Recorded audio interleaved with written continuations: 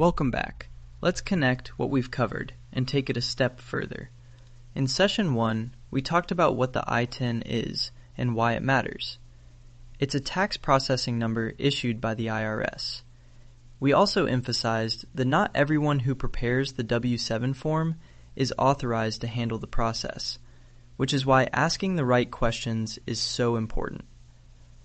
In Session 2, we broke down the difference between the acceptance agents and the certifying acceptance agent.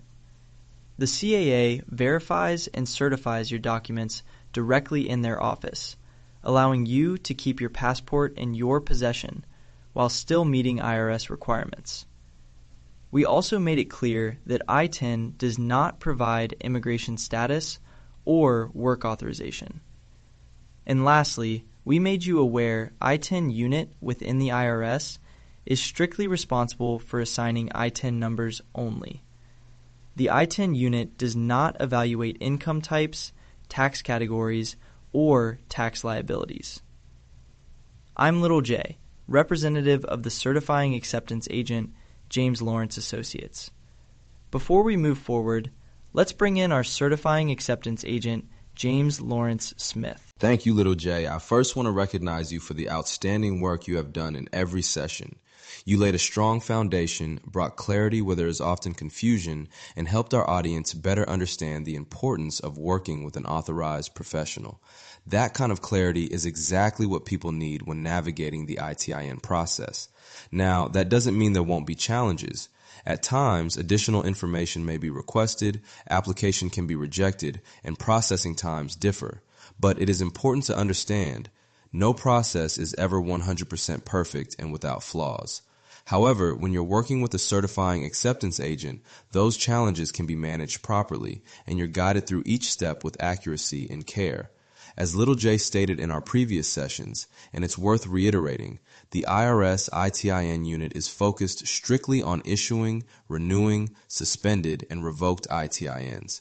If your ITIN is not used on a federal tax return for 3 consecutive years, it may expire.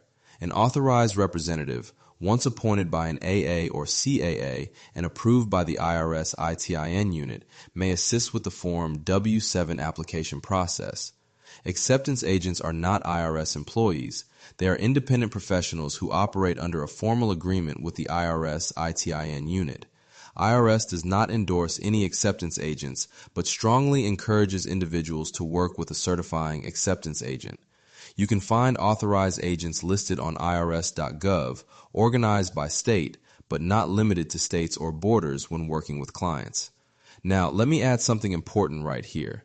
Not every foreign national desires to become a resident of the United States. Some people are comfortable living in their own country. They have their family, their business, their ministry, and their life already established. But that does not mean they would not mind conducting business in the United States. And when you conduct business, receive income, invest, or have a tax filing responsibility connected to the U.S., you may need an ITIN to stay properly identified for tax purposes. And that is why choosing the right acceptance agent, especially a certifying acceptance agent, matter. Because this is not just about filling out a form. This is about knowing what ITIN is, what it is not, and making sure the process is handled the right way. That's why we say, don't just get an ITIN, know the process behind it and how it can be used. That's right, Little Jaye. An ITIN is more than just a number. It's a gateway to opportunity when you understand the process. It simply helps you handle your U.S. tax responsibilities properly. I'm James Lawrence Smith, Certifying Acceptance Agent for James Lawrence Associates, building relationships, one client at a time.